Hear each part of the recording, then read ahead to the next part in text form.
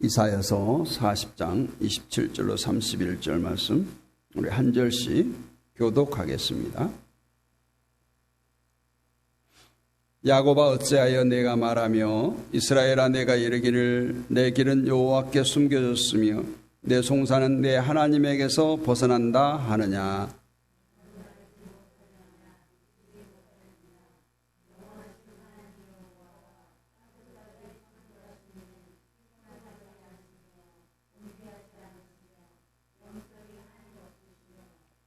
피곤한 자에게는 능력을 주시며 무능한 자에게는 힘을 더하시나니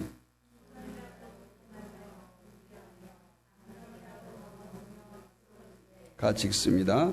오직 여호와를 악마하는 자는 새 힘을 얻으리니 독수리가 날개치며 올라감 같을 것이요 가름박질하여도 곤비하지 아니하겠고 걸어가도 피곤하지 아니하리로다. 아멘. 할렐루야. 새 힘을 얻으라. 새 힘을 얻으라. 새 것은 늘 낡아지고 닳아지고 병들고 그 가치가 떨어져 갑니다. 중고차는 언제부터 중고차일까요? 사는 순간, 출고되는 그 순간부터 중고차예요. 한 1년 정도 지나면 감가상각이 한 20% 정도 떨어지더라고요. 쑥쑥 떨어집니다. 1년 탔는데 1,000만 원이 떨어지는 거예요, 보통. 새 것은 이처럼 순간에 지나지 않습니다. 영원하지 않아요. 그래서 어떤 사람들은 우리는 인생을 살아가는 것이 아니라 우리는 인생을 죽어가고 있는 것이다. 점점 죽어가고 있다. 100살이면 50살까지는 살고 50년은 죽어간다 이렇게 표현할 수 있지만 늘 죽음을 향해서 한 걸음 한 걸음 다가가고 있기 때문에 그러는 것 같습니다. 그런가 하면 성경에 보면은 새 사람, 새 노래, 새 하늘, 새 땅, 이 새라고 하는 표현들이 많이 나옵니다. 과연 그것이 새 것을 말하는 것일까요? 여러분, 새 사람이 되었다 하면 제가 새 것이 됩니까? 예수와 함께할 때, 거듭날 때 새 사람이라고 말합니다. 예수와 함께하는 그곳이 바로 새 하늘, 새 땅입니다. 새 노래는 신곡을 말하는 게 아니에요. 하나님의 성령의 임재가 있는 그러한 노래를 새 노래라 이렇게 말합니다. 인간은 세상에서 정말 평생 동안 힘 있는 삶을 살고 싶어 합니다. 건강하게 살고 싶어요. 죽기까지 건강하게 살다가 죽기를 원합니다. 그런 개인뿐만 아니라 국가도 마찬가지예요. 강력한 힘을 소유하려고 합니다. 그래서 전쟁을 하잖아요. 그 힘을 과시하고 더 큰 힘을 누리기 위해서 다른 나라를 침략하기도 합니다. 또한 오늘날 교회도 힘있고 건강한 교회가 되어서 하나님께 원하시는 그런 일들을 많이 하려고 합니다. 그런데 힘을 가지기는 갖되 그 힘을 어떻게 사용하느냐가 매우 중요합니다. 때로는 그 힘이 남을 해치는 데 사용되어지기도 합니다. 악한 일에 사용되어지기도 합니다. 우리는 성경에서 강력한 힘을 가졌던 삼손의 이야기를 듣습니다. 그는 한순간 힘을 상실하게 됩니다. 또 열왕기하 19장 3절에 보면 그들이 이사야에게 이르되 히스기야의 말씀이 오늘 환난과 징벌과 모욕의 날이라 아이를 낳을 때가 되었으니 해산할 힘이 없도다. 아이를 낳을 때가 되었지만 해산할 힘이 없는 여인처럼 지금 이스라엘의 모습이 그렇다라고 말합니다. 이처럼 사람은 힘이 있어야 하고 더욱 하나님의 사람은 힘이 있어야 됩니다. 그러면 우리 하나님의 자녀들 우리가 어떻게 새 힘을 얻을 수 있는가? 오늘 말씀하고 있는 본문을 통해서 함께 은혜를 나누는데 오늘 28절과 29절, 30절은 대꾸를 이루고 있어요. 28절을 보면 하나님을 찬양하면서 영원하신 하나님, 땅 끝까지 창조하신 이는 피곤하지 아니하며 곤비하지 아니하며 명철이 한이 없다라고 말하면서 그 뒤에는 피곤한 자에게 능력을 주시며 무능한 자에게는 힘을 더하시나니 소년이라도 피곤하며 곤비하며 장정이라도 넘어지며 쓰러진다. 우리는 노인만 힘이 없는 걸로 착각하고 삽니다. 소년일 때는, 내가 장정일 때는, 청년일 때는 내 힘으로 세상을 지배할 수 있을 것 같은, 내 힘으로 무엇이든 할 수 있을 것 같은 그런 힘을 가지고 살아간다는 거예요. 그러나 오늘 하나님은 그런 힘을 말하지 않습니다. 그래서 우리가 어떤 새 힘을 얻을 수 있는가, 어떻게 새 힘을 얻을 수 있는가, 오늘 성경에서 말하고 하는 새 힘을 우리가 구하기 위해서 어떻게 해야 되는가. 첫 번째는 하나님과 깊은 사귐의 기도 습관을 가져야 된다라는 거예요. 늘 기도의 습관을 가져야 됩니다. 새벽 기도하는 중에 이런 생각이 갑자기 문득 들었어요. 새벽 기도는 선악과와 같다. 선악과와 같다. 하나님께서 에덴 동산에서 선악과를 주셨는데, 선악과를 주신 목적은, 이유는 아담과 하와를 죄에 빠뜨리고자 함이 아니라 그 선악과를 볼 때마다 창조주 하나님을 기억하고 하나님과 동산에서 논일며 하나님과 먹고 마시며 그렇게 대화하며 지내기를 원했다는 거예요. 그렇게 선악과를 주셨는데 사단이 달콤한 유혹을 합니다. 저거 먹으면 너도 하나님같이 눈이 밝아질 거야. 솔깃하죠. 인간이 하나님처럼 된다는데 솔깃하지 않을 수가 있어요.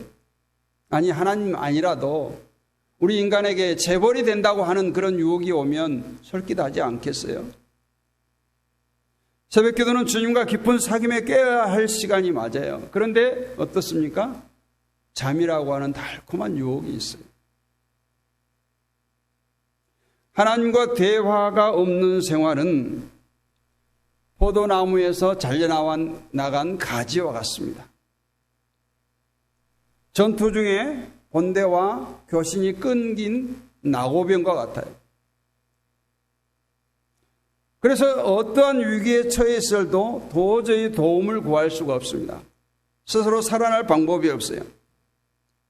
그래서 하나님께서는 택한 백성들에게 축복의 통로로 기도라고 하는 방편을 주셨어요. 그래서 이러한 기도가 없는 신앙은 전류가 흐르지 않은 전선과 같습니다. 코드가 빠진 가전제품과 같아요.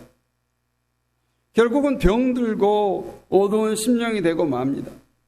가끔 제가 컴퓨터를 켜보고 장시간 작업을 하다가 깜빡 잊고 애답터를 연결하지 않을 때 있어요.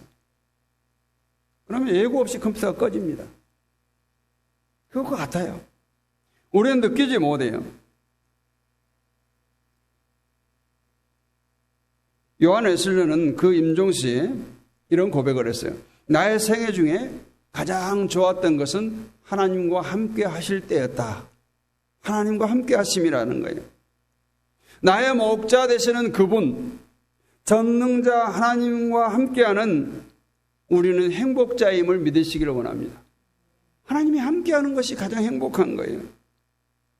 인생은 누구나 세 가지 정도의 욕구와 갈망이 있다고 해요. 첫째는 영적인 욕망이고, 둘째는 생리적 욕망이고, 셋째는 정신적 욕망이라고 합니다. 그런데 인간이 생리적, 정신적 욕망을 다 채운다고 해도 영적인 욕구를 충족하지 못하면 인생은 언제나 메마른 땅이고 물 없는 사막과 같은 헤매는 영혼이 되고 만다는 거예요. 그럴 때 오직 기도만이 우리의 영혼의 생기를 얻게 해주고 주님이 허락하신 모든 것이 나에게 누릴 수 있는, 받아 누릴 수 있는 축복의 통로가 된다는 거예요. 그래서 주님께서도 기도에 대해서 얼마나 강조를 해요. 제자들에게 분명히 반복적으로 명합니다. 깨어있어 기도하라, 일어나 기도하라, 시험에 들지 않게 기도하라. 계속 기도를 강조했어요. 사도 바울도 에베소서에서 모든 기도와 간구로 하되 무시로 성령 안에서 기도하고 이를 위하여 깨어 구하기를 항상 힘쓰라고 말해요. 베드로도 만물의 마지막 때가 가까웠으니 그러므로 너희는 정신을 차리고 근신하여 기도하라. 기도. 예수님도 사도들도 오늘날 목회자인 저도 기도를 강조합니다. 왜 강조해요? 우리 성도가 사는 길이기 때문에 그래요. 살려야죠. 죽어져가는 성도들을 살려야죠. 사랑하는 성도 여러분, 기도는 호흡과 같다고 해요. 주님과의 깊은 속삭임입니다. 이러한 기도의 생활의 습관화로 깊고 간절한 기도 속에 하나님의 음성을 들으시고 모든 문제의 해결함을 받고 새 힘을 얻으시기를 주님의 이름으로 축복합니다. 두 번째는 여호와를 앙망하고 그 은혜를 사모하라는 거예요. 인간은 연약한 존재입니다. 오늘 본문에서도 말하고 있잖아요. 소년이라도 곤비하고 장정이라도 넘어지며 쓰러진다고 했어요. 우리 인생들의 모습을 잘 표현한 말씀입니다. 그러고 나서 뭐라고 말해요? 오직 여호와를 앙망하는 자는 새 힘을 얻으리니 독수리 날개치며 올라감과 같을 것이요 다른 박지라도 곤비치 아니하고 걸어가도 피곤치 아니하리라 했어요. 하나님께서는 여호와를 앙망한 자에게는 반드시 새 힘을 부어주십니다. 그러므로 믿는 자는 언제 어디서 무슨 일을 만나든지 여호와 하나님을 간절히 구하며 갈망해야 할 줄로 믿습니다. 여기에 앙망이라고 하는 말의 뜻은 바라본다라는 뜻인데, 바라보기는 바라보되 다른 곳에 시선을 뺏기지 않고 바라본다는 의미예요. 오직 주님만 바라본다는 거예요. 오직 주님만 의지한다는 겁니다.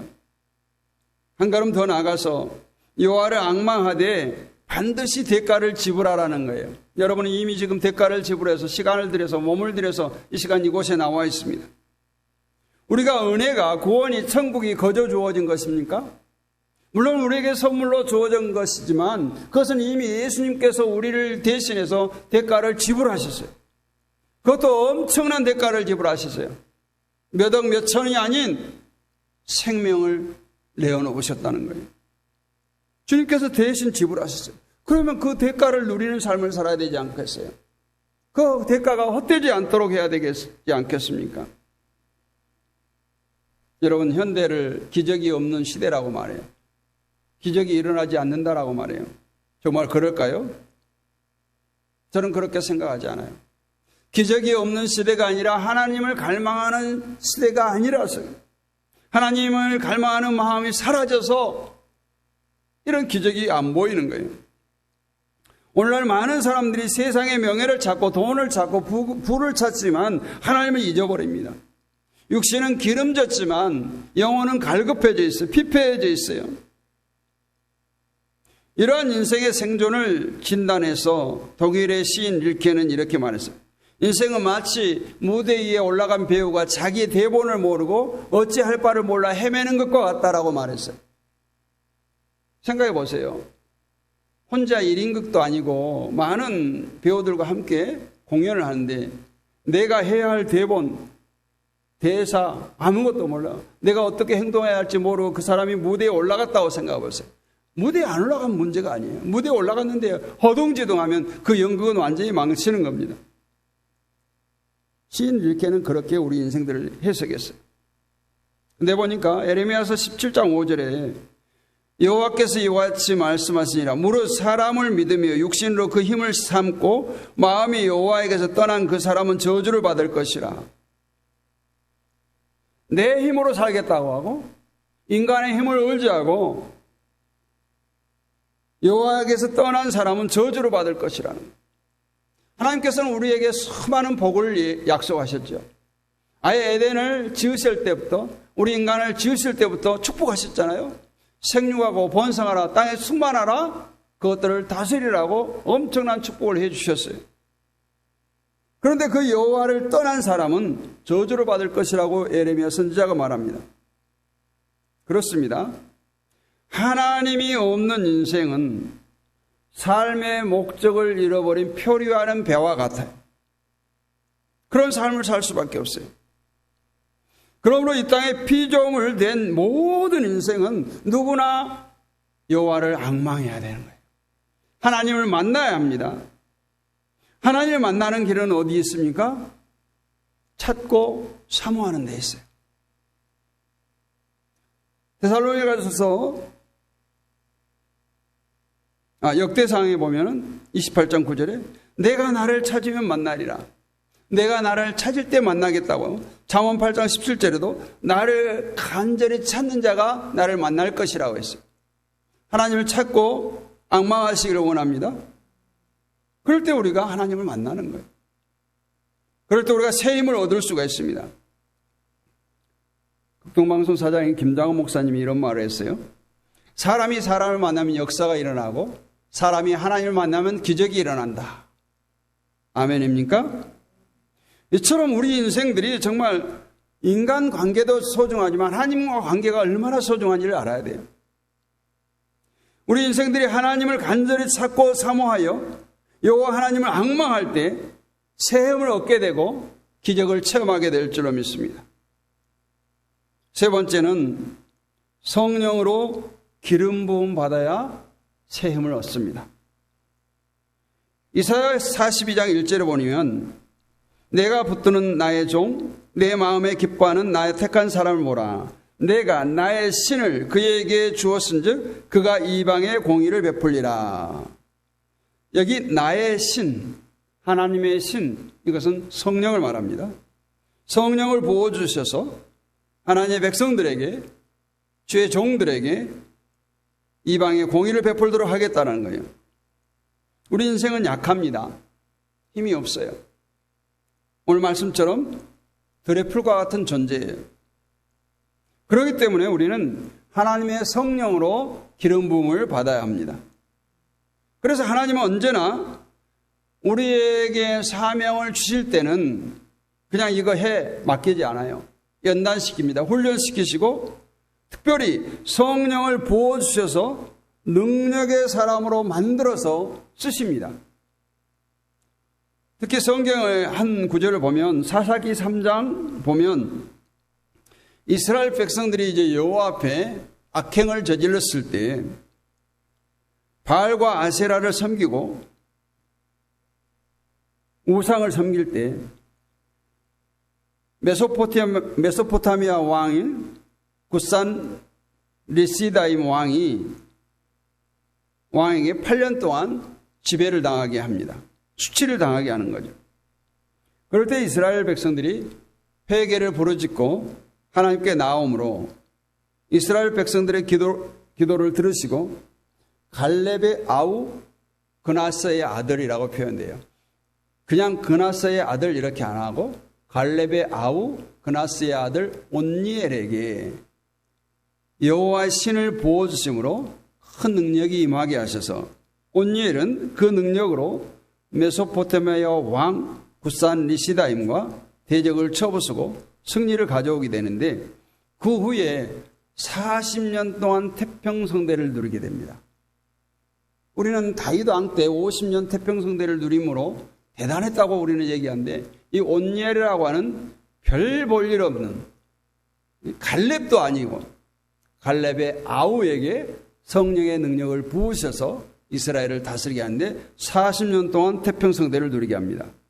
이처럼 주의 성령이 임하시면 약한 자로 강하게 하시고 우리에게 성령의 기름 부으심의 역사가 있으면 우리는 강하고 담대해집니다. 샘솟듯 솟아나는 새 힘으로 날마다 승리하는 삶을 살 수가 있어요. 그렇기 때문에 날마다 주를 갈망하며 성령의 기름 부으심을 날마다 사모하시기를 원합니다. 힘으로 능으로 되지 아니하고 그럼에도 불구하고 우리가 애타고 가슴 졸이는 그러한 일들이 얼마나 많아요. 여러분, 그 모든 일은 오직 여호와의 신으로만 될 수 있습니다. 오늘날에도 또 내게도 성령께서 역사하시도록 내 마음을 주님께 온전히 드리기를 원합니다. 내 마음을 비워두시고 성령의 임재를 갈구하시기를 원합니다. 저도 얘기했죠. 현대는 기적이 없는 거 아니에요. 사람들이 그 기적을 갈구하지 않아요. 사모하지 않아요. 기적은 반드시 일어납니다. 나도 기적의 주인공이 될 수 있습니다. 오늘 온니엘에게 부어주신 성령을 우리에게도 부어주실 때 우리는 담대하게 악한 적과 싸워서 승리할 수 있습니다. 여호와 하나님께서 주시는 새 힘으로 이 세상 사는 동안 피곤치 않고 곤비치 않으며 하나님께서 맡겨주신 사명을 기쁨으로 즐거움으로 감당하는 저와 여러분이 되기를 원합니다.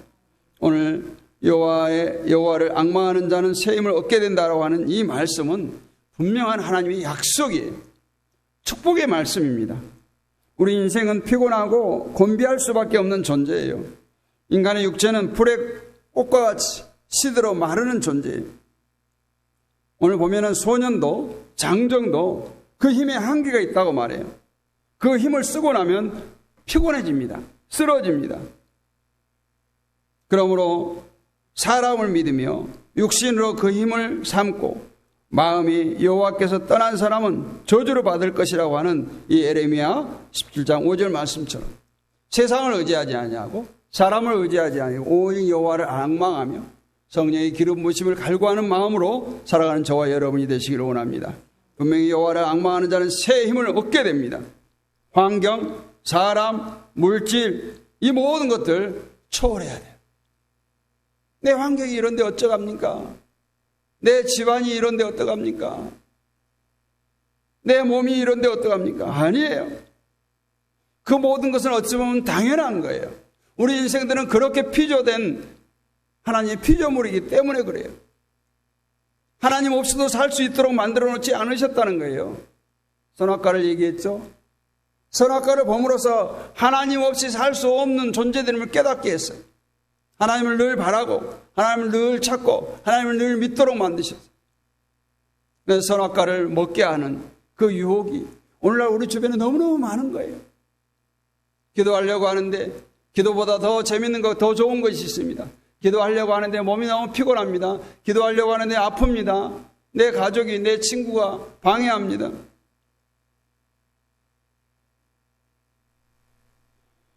오늘 우리에게는 누구나 크고 작은 시대에서 사명을 주셨어요.